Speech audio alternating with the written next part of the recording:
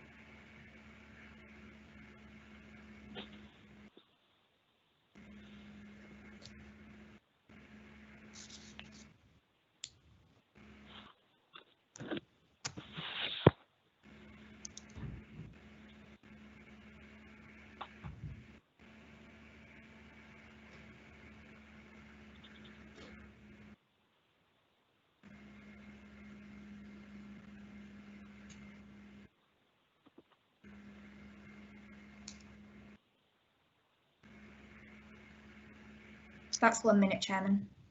Thank you, Charlie. Right. Thank you, members. We'll move on to the agenda. And item 1 are the apologies. Thank you, Chairman. We have received apologies from councillors Roger Glitheroe, Dudley Hughes and Peter Wathen. Thank you very much. Item 2 are the declarations of interest or informal site visits. So we'll start by the declarations of interest, and Councillor Mercer has his hand up. Councillor Andy Mercer. I have to declare an interest on the main item on the agenda on this evening. It concerns the Priors Hall site. Adjacent to the site is a recycling centre which is proposed to be used for metal recycling.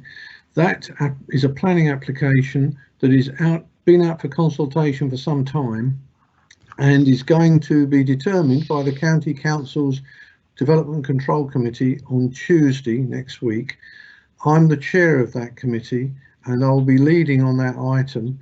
And since that item is so close to this Priors Hall site and the two affect each other, I do not think it is appropriate to be involved in both applications. And since I'm chairing that one, I feel I have to withdraw from the determination of the Priors Hall site on this evening. And therefore, when we get to that application, I will withdraw from the meeting, Chairman. Thank you, Councillor.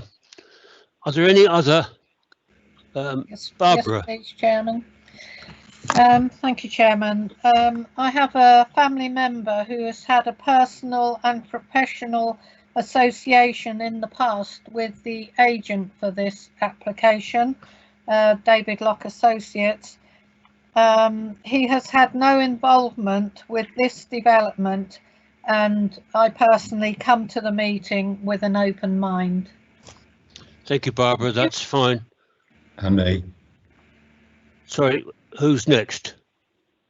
Any more? Yeah, I am, Mr. Chairman. Yeah, Jeff Shacklock. Is that Jeff? Yeah. Sorry, Jeff.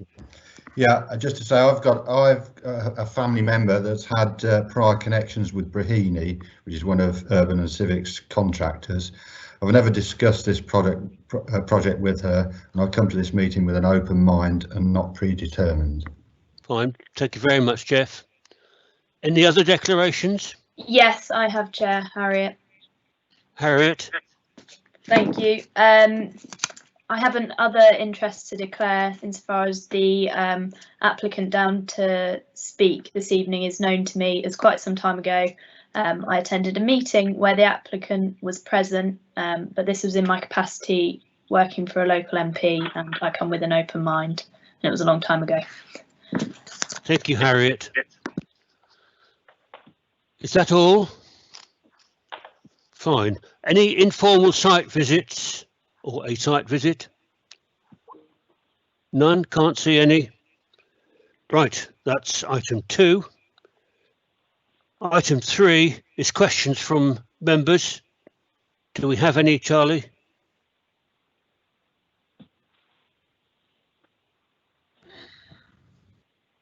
Charlie, do we have any questions? Apologies for the delay, my computer froze. No, we have no questions, Chairman. Thank you very much. And we then move on to the planning application for tonight. Draw it from the meeting at this point, Chairman. Fine, okay. Thank you. Bye. I guess we won't see you again, will we? Tonight.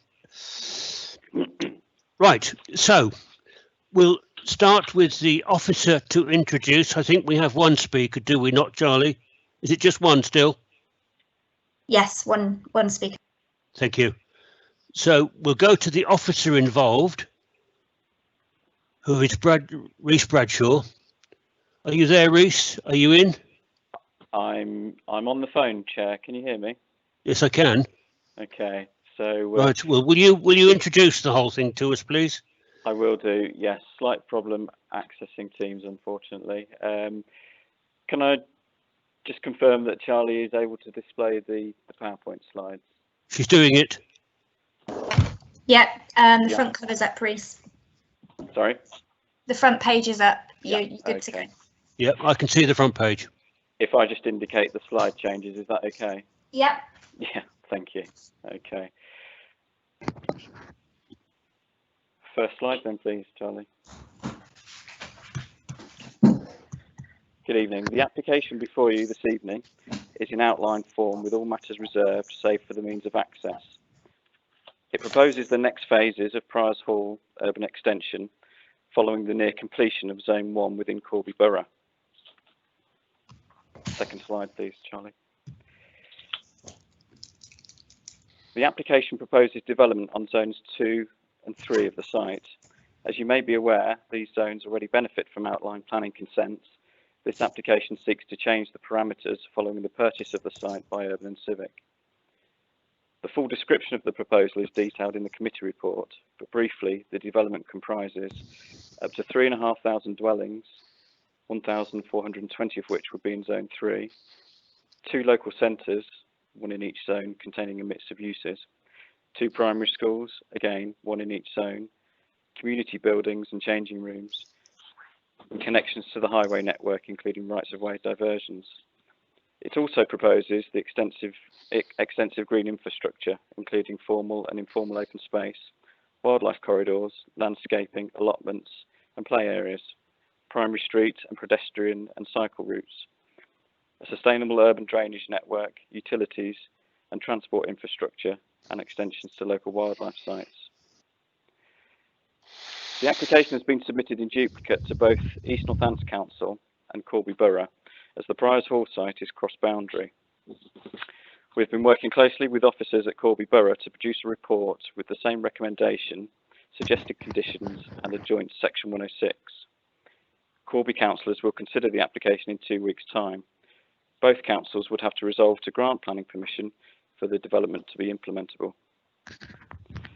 The part of the application site situated within the administrative boundary of East Northants is known as Zone 3, which should be in red on the plan before you now, whilst Zone 2 falls within Corby Borough.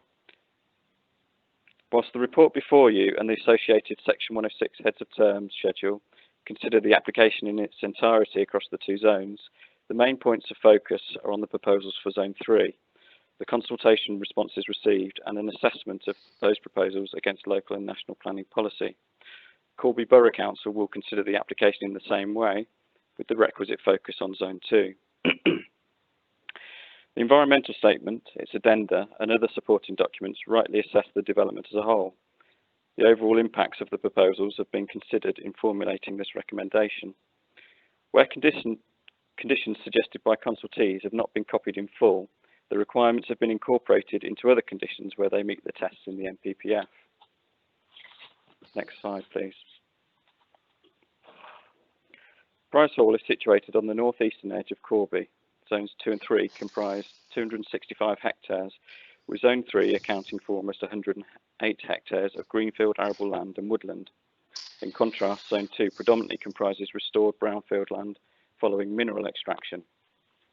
The entire northern boundary of Zone 3 is defined by Kirby Lane, which runs in an east-west direction between Dean and Gretton Road. To the north is open countryside, which provides the setting for Kirby Hall, a Grade 1 listed building, and its associated Grade 2 star registered parkland. To the immediate west is the Lloyd's Data Centre, and beyond that, the former Rockingham Motor Speedway. To the east is the wider Dean Estate and its own registered parkland. To the south lies Price Hall Golf Club and Zone 2 of the application site. Whilst the site is not part of or adjacent to a conservation area, there is a buried Roman villa archaeological site roughly in the centre of the southern half of Zone 3, which has been designated as a development exclusion zone in the submitted parameter plan and the relevant chapters of the environmental statement. Next slide, please. The application proposes the following in Zone 3. Up to 1,420 dwellings, a 2-form entry primary school with a ½ hectare reserve site for future expansion to 3 forms if required, community building, sports pitches and changing rooms with car parks, a local centre with a mix of uses, formal and informal open space, and the preservation in situ of the Roman villa. The committee report at 2.8 onwards describes the applicant's 3-tiered approach to phasing. In summary, this outline application forms Tier 1, and if approved, would secure the details of the parameter plan, which should be on screen at the moment, and the development specification, which determine the broad quantum and disposition of land uses across the 2 zones. The outline application also includes a series of site-wide strategies, which have also been consulted upon and will be controlled by conditions. Whilst the general design principles are set out in the design and access statement, details of the layout, landscaping, appearance and scale are reserved for subsequent approval. If you could just click on the animation, please, Charlie. Tier 2 will include the submission of key phase details, and the first 2 should be shown here as examples. Tier 2 submissions will be controlled by conditions recommended in this report if granted, and will detail the development parcels to be brought forward in terms of their infrastructure requirements and design codes. They must adhere to the site-wide strategies, parameter plan, and development specification in the outline planning permission. Tier 3 will include the reserved matters applications within each key phase, fully approved under the conditional requirements of the outline planning permission. The implementation of each reserved matters application will be brought forward by individual developers in accordance with the approvals relating to that particular key phase, and provide a further level of detail design in accordance with the codes. The principle of a mixed-use urban extension on the Priors Hall site has long been established through the extant outline planning permissions, subsequent amendments and further permissions for advanced works such as the Zone 3 link road and the cut and fill earthwork exercises granted by the council last year. Only issues arising from the changes to the proposals in the parameter plan and the associated land use budget can reasonably be considered under this application.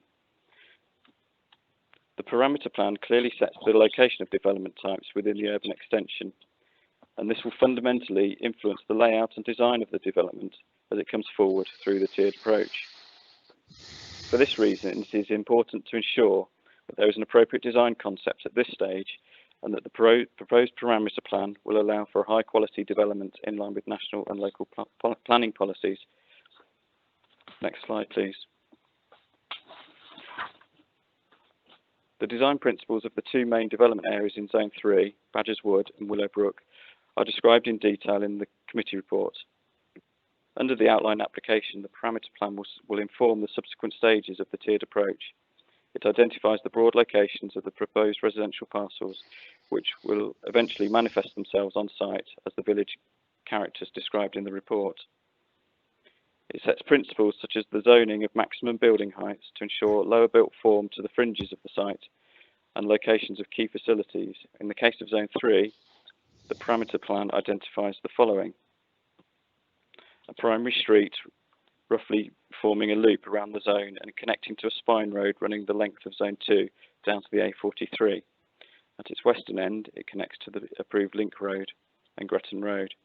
The realignment of public rights of way MS1 and HF10 to run through the attractive open space along the Willowbrook corridor and around the edge of the development area. The Roman Villa exclusion zone in the centre of Zone 3 and identified as part of the strategic open space, which itself runs through the site, including Badgers Wood, and forms green fingers through to Kirby Lane. A Kirby Lane heritage buffer development exclusion zone running the full length of the northern boundary with Kirby Lane and partly along the eastern boundary with the wider Dean Park. Formal open space, such as playing pitches to the south, east and northwest corners, together with the associated changing and community facilities. Primary school and associated potential expansion site to the western end adjacent to the data centre, and a local centre to the western end and entrance to the site at a high movement junction. The parameter plan and the concepts described in the design and access statement have the support of the North Northants JPU design officer and the Design Midlands design review panel. Both have made further detailed comments which are outside the scope of this application but will be taken forward in the subsequent tiers. Just a note on density now. The application proposes 1,420 dwellings in Zone 3, roughly doubling the approved numbers. Whilst this inevitably increases the density of the development in Zone 3, the previously approved scheme had an unusually low density of around 17 dwellings per hectare. And the rationale behind the approved scheme was that lower densities were desirable in creating a village character on the periphery of the wider site. However, it is both questionable as to whether it represented the best use of land and was necessary to create such a character.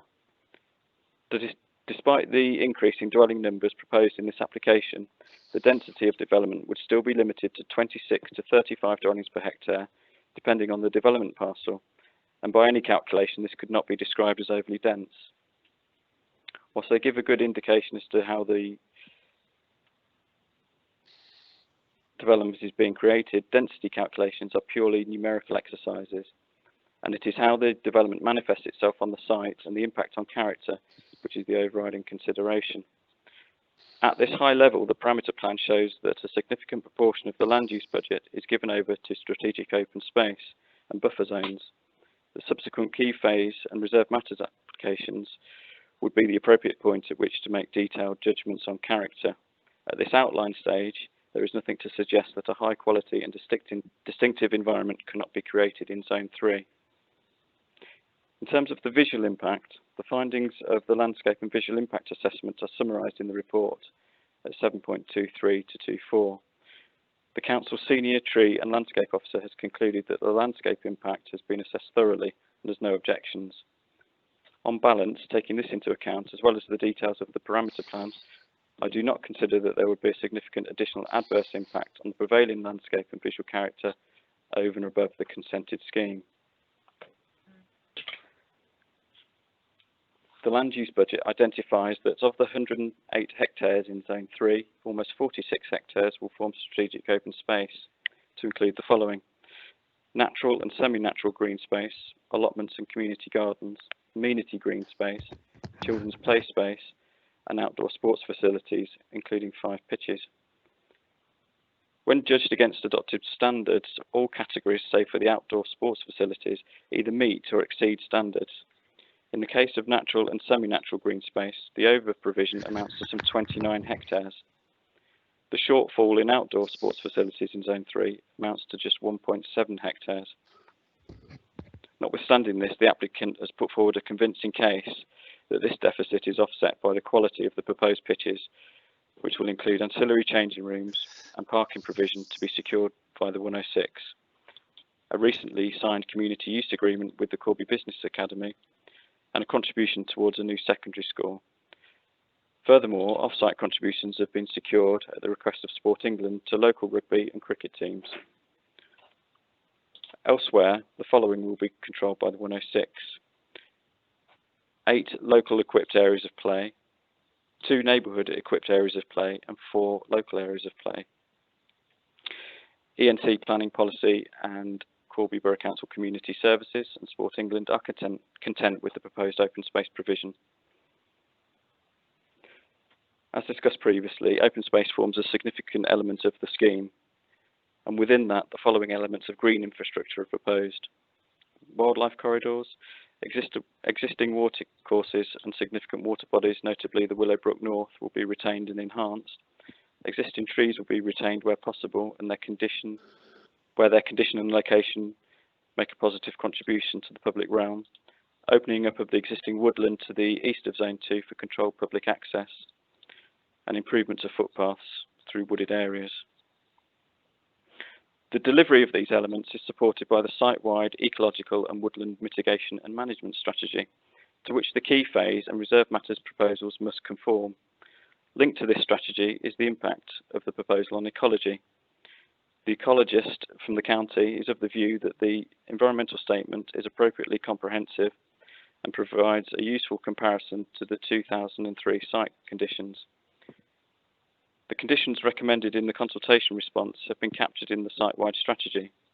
The county ecologist has expressed concerns that whilst the measures are welcome, the document seeks to cover too many aspects and would prefer parcel-specific measures. To overcome these reservations around coverage, as the development progresses through the key phase and reserve matter stages, conditions 7 and 9 now include requirements for the submission of ecological design and mitigation and implementation strategies at the key phase and reserve matter stages. Earlier, I mentioned the proximity of the application site to Kirby Hall and the setting of its Grade 2 star registered park and garden, a key feature of which is its isolated location in the rural landscape. Following the submission of additional information and focused site meetings with all parties, Historic England and the Council's Senior Conservation Officer have no objections to the application, subject to conditions 19 and 20, which secure additional planting in the heritage buffer zone along Kirby Lane, as well as a maintenance and management plan for that buffer. The proposals for the Roman Villa development exclusion zone, which are essentially its recording and preservation in situ as part of the strategic open space, are supported by the county archaeologist. Moving on to more technical matters, the Council's Environmental Protection Team, although having suggested condition wording, is content that its requirements are captured in the suggested conditions having been adapted. In terms of flood risk and drainage, these matters have been resolved through the applicant's direct liaison with the Environment Agency, particularly on modelling details. The agency's suggested conditions are included in my list of recommended conditions. And I think there's a slide change here, please, Charlie. Similarly, the County Council, as the Highway Authority, is now content that following the further assessment of several surrounding junctions, as detailed in 7.51 of the report. Sorry, Reece, there are no further slides. Right, okay. This further work identified mitigation schemes to 4 junctions, and these are secured by conditions with trigger points agreed by the County Council.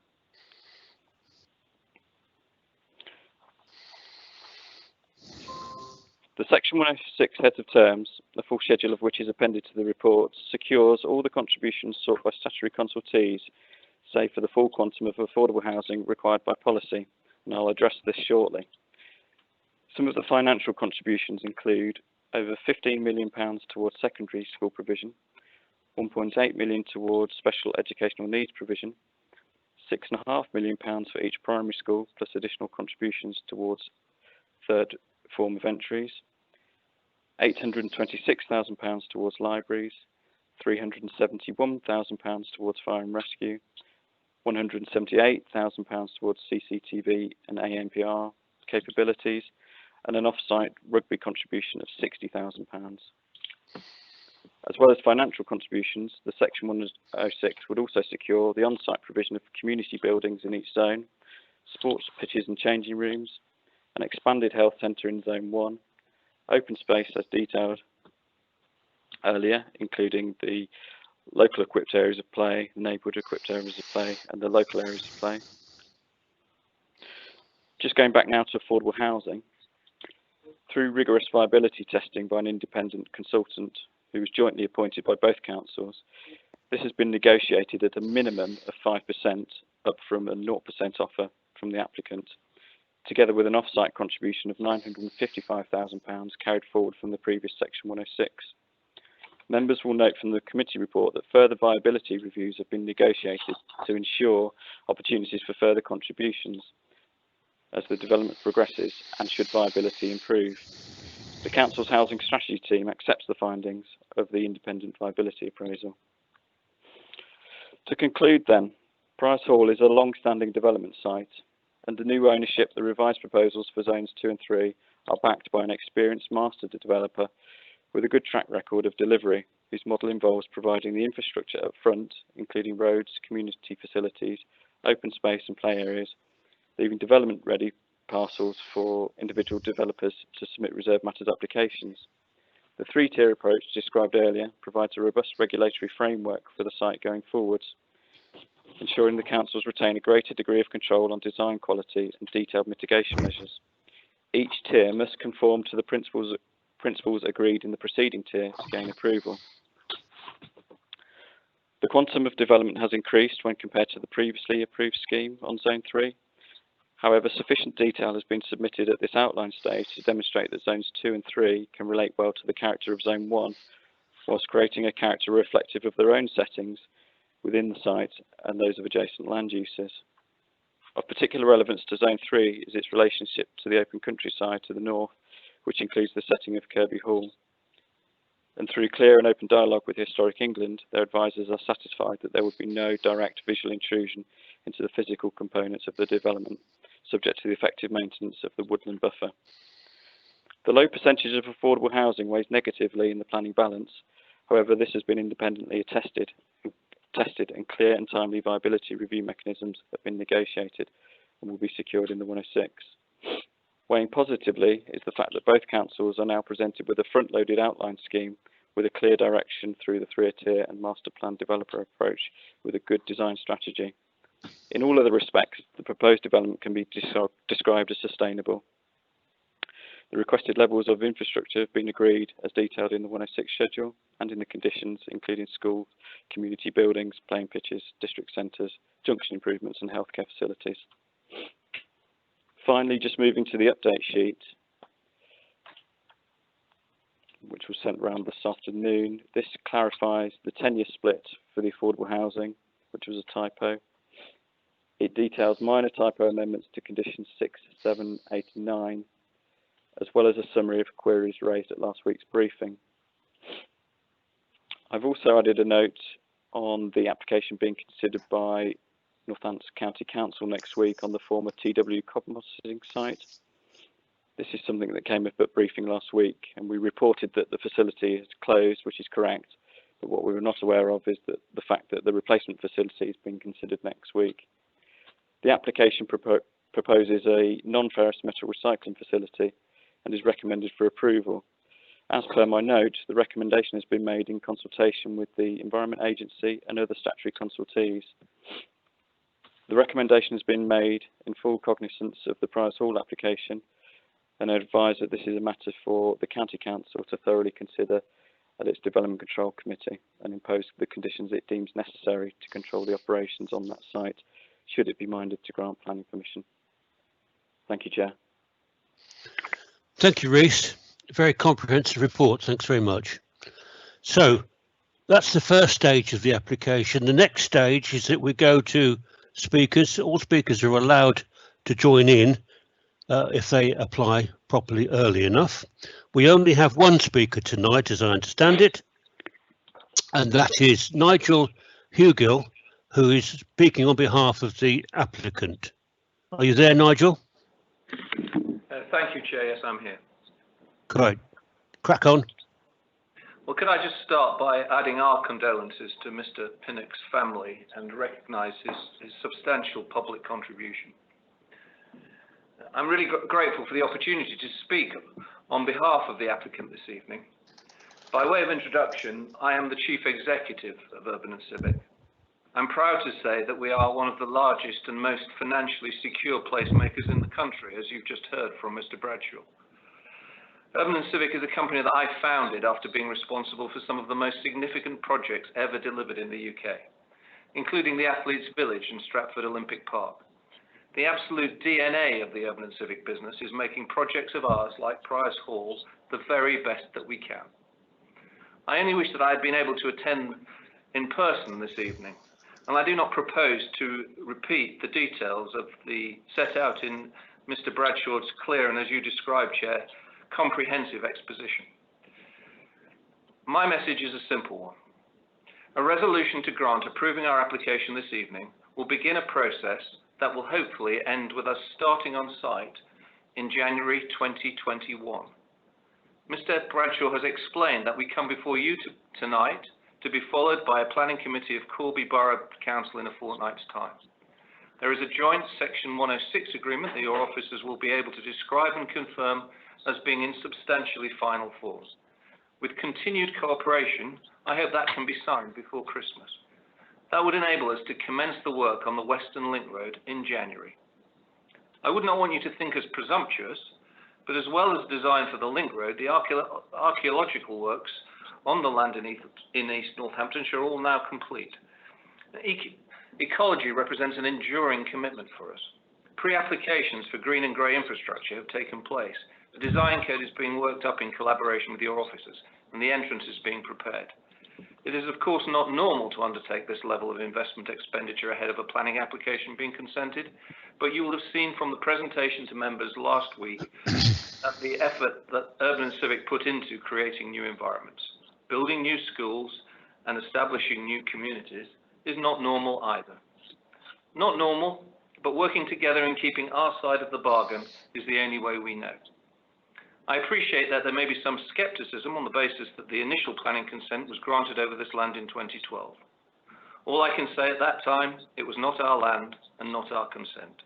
If the Section 106 agreement is signed by Christmas, we ought to be in a position to have house builders on site by the end of next year, ready to welcome our first new residents in 2022.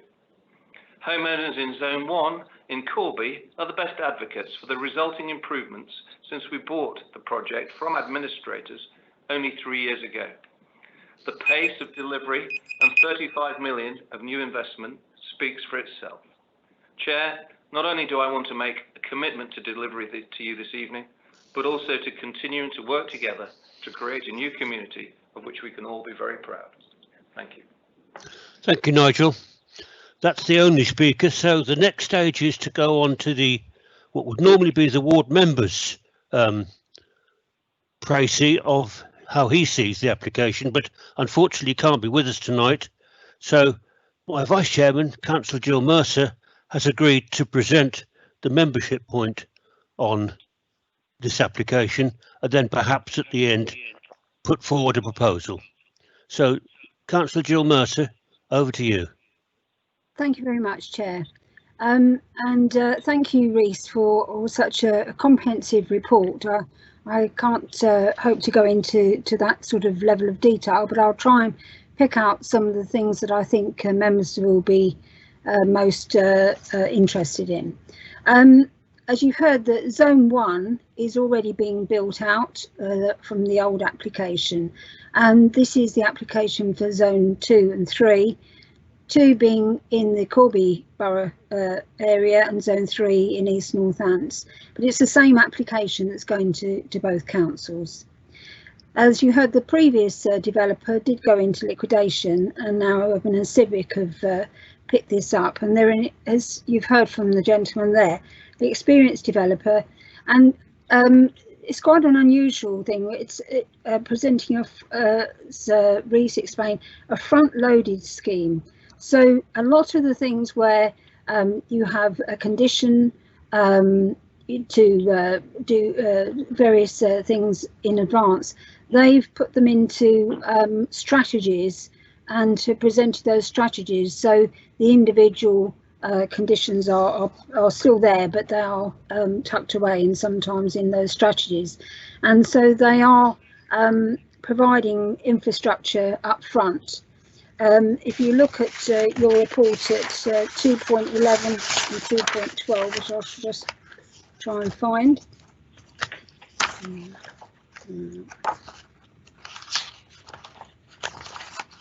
Okay. As it says there, very salient points is development of this scale would usually require site-wide strategies to come forward for approval through discharge of conditions.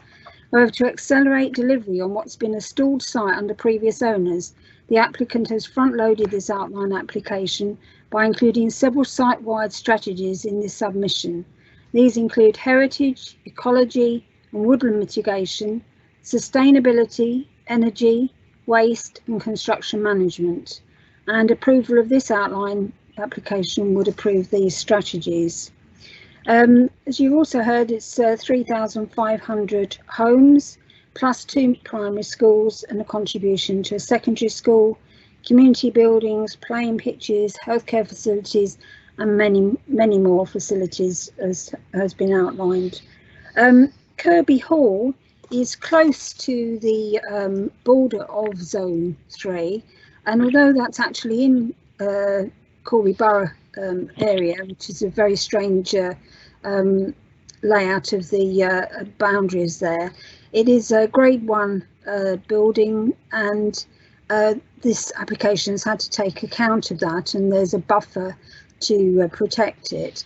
And there's also grade 2 park and gardens at Dean Park, which is to the other side of this application. They're providing in this significant open space, but they're also preserving the archaeology of the Roman villa. They've got a high level of woodland and open space, and it's laid out as separate villages. So there are 2 villages in each area, and in our area in particular there's one called Badger's Wood and one called Willowbrook. There's also several wildlife corridors to facilitate wildlife in the site. The statutory consultees are all happy with it. Historic England initially had concerns, but after they were given more information, they support it with the management of woodland that forms a Kirby Lane heritage buffer that they are now happy with. There have been studies of quite a lot of the junctions around, and they identified 4 junctions which will require enhancement. They're outlined at 7.5.2. There's extensive Section 106 been agreed, including contributions to health, education, etc. The health centre is actually in Zone 1, and they've agreed to give extra contribution to extend that. As has been mentioned, the affordable housing, initially it was thought that there'll be no affordable housing because of viability, but that's now been pushed to 5%, which is 175 out of the 3,500. But there's also 955,000 off-site affordable contribution, which is left over from the previous application. There was one issue that came up in the papers from TW Composting, who had made an objection. They have since surrendered their licence and are no longer trading in that way. They or some other company are applying for planning permission from the County Council to have a metal recycling facility, which, as you've heard, is going to County Council Committee on Tuesday. That is very close to this site. but that's really just for noting, because the county council will be determining that. I do have just one or two queries which I'd just like to ask Reese about, and then I'll pass on to members. On page 14, it is there's something mentioned about the travel plan. I didn't quite understand the inference of that. I just wonder whether Reese could just explain about the travel plan. Say page 14 of 72. Oh, right, okay, bear with me, Councillor.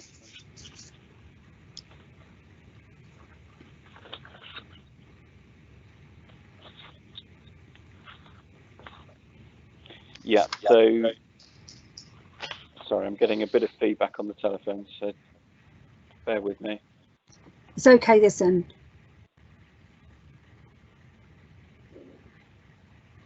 So this is a monitoring fee that the developer pays to the county council to monitor the travel plan that it will submit as part of the section 106. But what does it mean about index linked annual payment of 1,000? Where does that bit come in?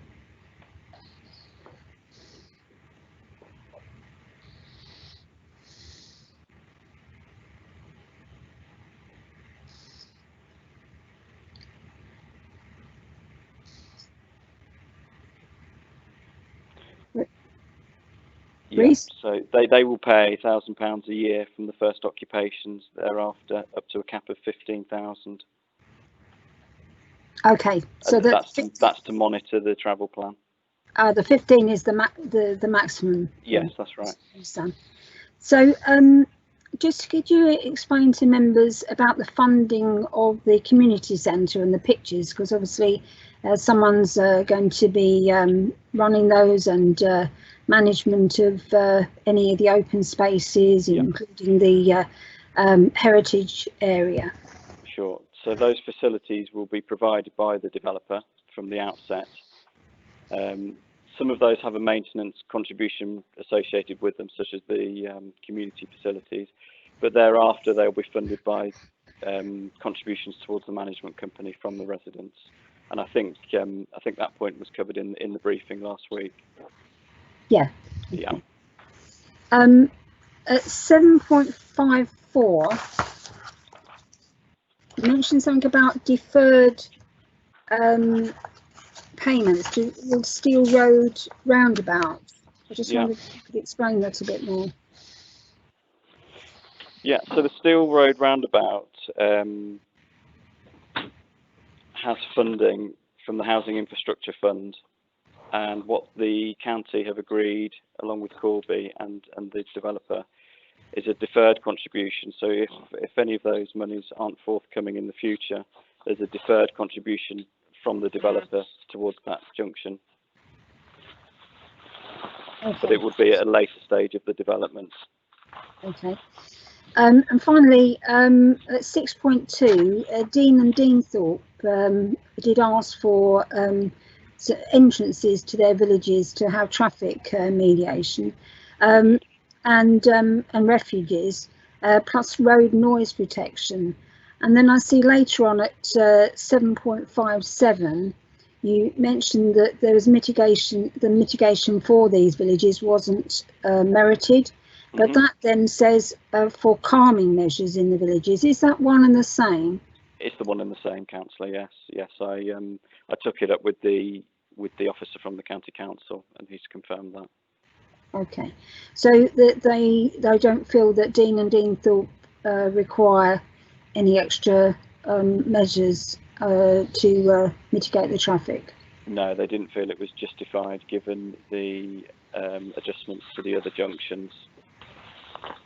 Okay, well, they're the end of my questions. Perhaps we could then pass over to any other members for any other. Fine, thank you. Thank you, Jill. Very useful session. Do we have any other member questions or comments? I don't see any. Robin?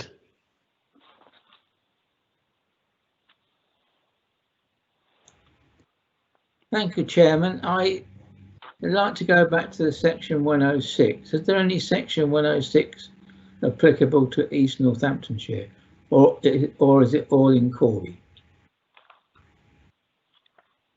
Reese, will you take that one? Yes, yeah. So the schedule at the back of the report is across both local authorities. Ah, okay. Thank you. Okay. Yeah. Any other questions, statements? No? I think the guys must have covered it all then, and Jill certainly asked lots of the questions. So I think we must then, therefore, finish with the debate and go back to Jill if she's got a proposal for us. Chair? Yes. This is Reese. I've virtually got my hand up. Obviously, you can't see me, unfortunately. Well, not when you're on the phone. No, it's not easy. No. But please jump in. Can I just follow up on one further thing, and Paul will step in if he sees fit. Just in terms of the delegation on this. Now, Corby will be considering this application in a couple of weeks, and there's obviously the possibility there that there may be one or two adjustments to the conditions as appended to the report on Corby's side. It was just to seek delegated authority for the head of planning services to make any changes to our conditions in light of any changes that Corby may make, so that they align with each other. Understand. Do you want us to agree that now? It was just to put that to members, yeah. Okay.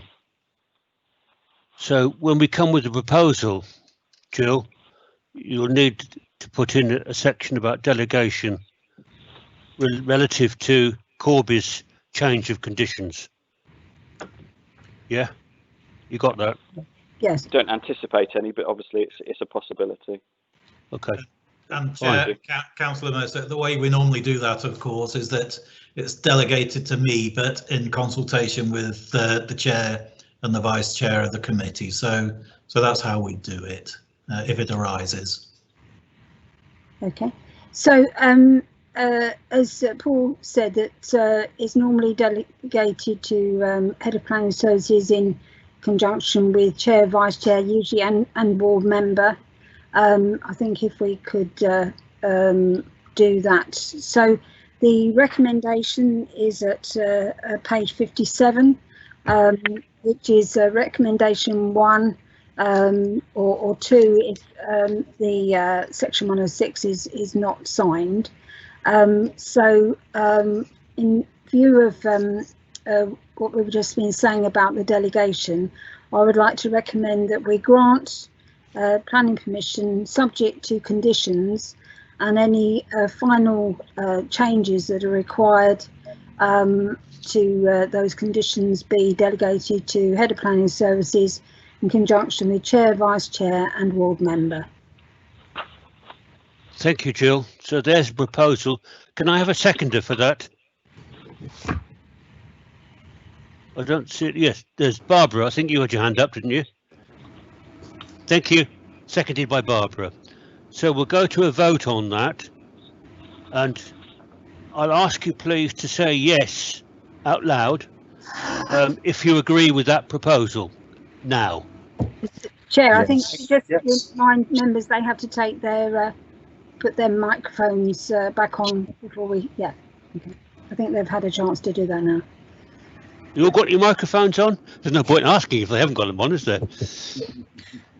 So can we have the vote, please? And if you agree with the proposal, will you put your hand and shout yes? Yes. Yes. Yes. Yes. If you disagree with the proposal, can you put your hand up now and say no? Do we have any abstentions? Then that's carried. Thank you very much.